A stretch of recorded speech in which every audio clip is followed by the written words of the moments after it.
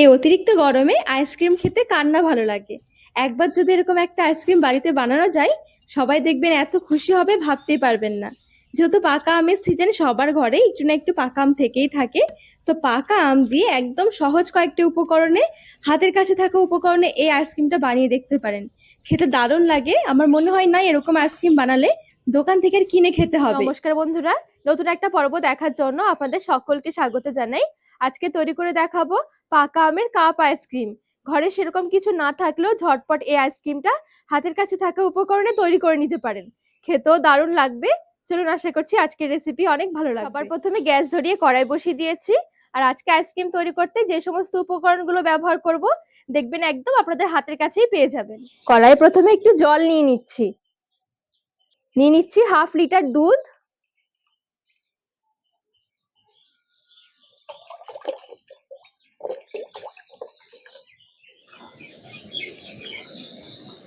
দুধটা নেড়ে ছেড়ে এবারে ফুটিয়ে নেব। ফুটিয়ে একটু ঘন করে নেব।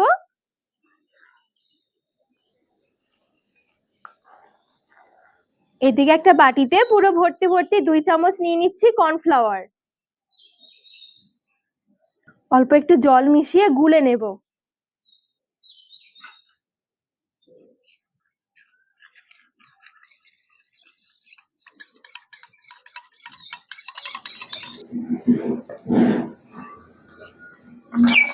দুধ জাল দিয়ে বেশ অনেকটাই ঘন করে নিয়েছি।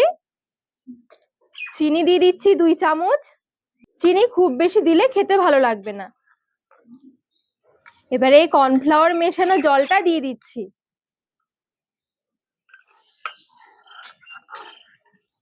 কর্নফ্লাওয়ার দেওয়ার কারণে দেখবেন খুব সুন্দর একদম থকথকে একটা ভাব এসে যাবে।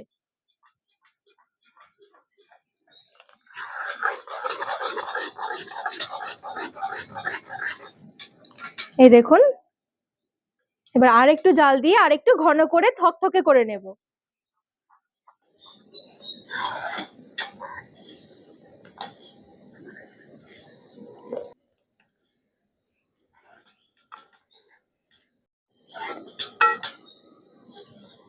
দেখুন এখানে খুব সুন্দর রান্না করতে করতে কতটা ঘন হয়ে গেছে। একদম থকথকে একটা মিশ্রণ তৈরি হয়ে গেছে।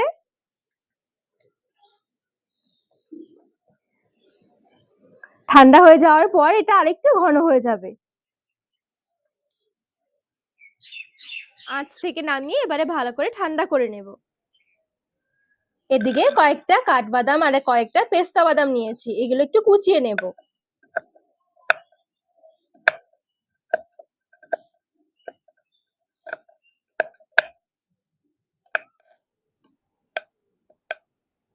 এই দেখুন এখানে সুন্দরভাবে বাদামগুলো এভাবে করে একটু কুচিয়ে নিয়েছি।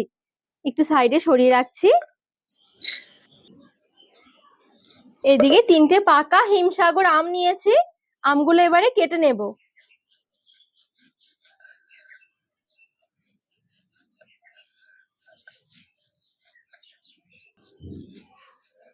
আর এই আইসক্রিম বানানোর জন্য যে আমগুলো একটু বেশি মিষ্টি এইগুলো নেবেন, দেখবেন খেতে বেশি ভালো লাগবে।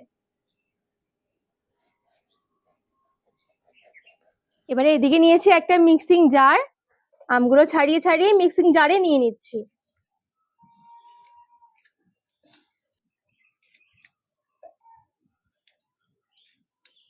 আম ছাড়িয়ে সুন্দর করে মিক্সিং জারে নিয়ে নিয়েছি। এদিকে যে কর্নফ্লাওয়ার দুধ দিয়ে একটা ক্ষীরের মতন তৈরি করে রেখেছি, এবারে এখান থেকে অল্প অল্প করে নিয়ে মিক্সিং জারে নিয়ে নেব।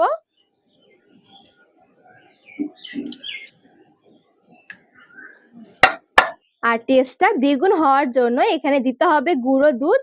আমি 40 গ্রাম নিয়েছি গুঁড়ো দুধ। মিক্সির ঢাকনা লাগিয়ে মিক্সিতে এবারে ভালো করে ব্লেন্ড করে নেব। এই দেখুন মিক্সি জারে সুন্দরভাবে একটু ব্লেন্ড করে নিয়েছি। আইসক্রিম বসানোর জন্য আমি এখানে 1 টাইম কফি কাপ নিয়েছি। এই দেখুন এই কাপগুলো। প্রত্যেকটা কাপের মধ্যে কুচিয়ে রাখা অল্প অল্প বাদাম দিয়ে দিচ্ছি।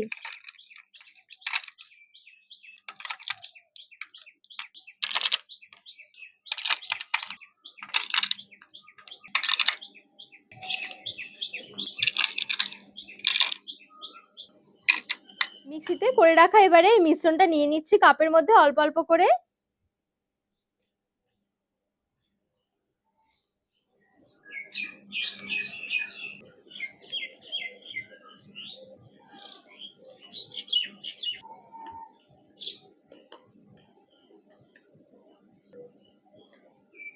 প্রত্যেকটা কাপকে এভাবে একটুখানি র্যাপার দিয়ে একটু র্যাপ করে নিতে হবে। উপরের দিকে সামনে একটু ছিঁড়ে এভাবে আইসক্রিমের কাঠি গুজে দিতে হবে।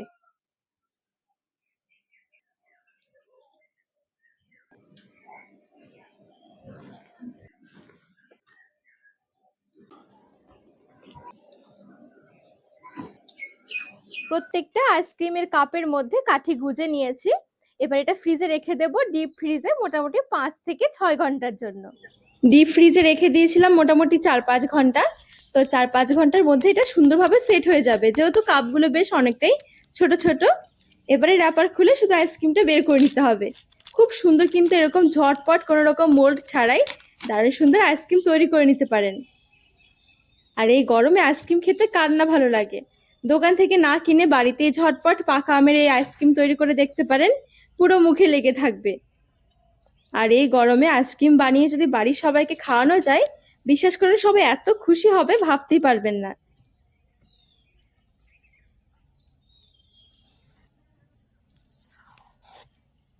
এইভাবে কাপগুলো ছিঁড়ে ছিঁড়ে নিলে কিন্তু খুব সুন্দর আইসক্রিমটা বের হয়ে যাবে।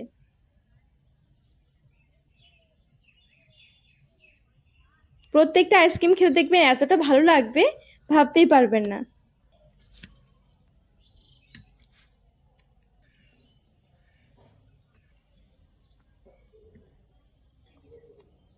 আর আইসক্রিমগুলো দেখতেও দেখুন কি দারুণ দেখাচ্ছে।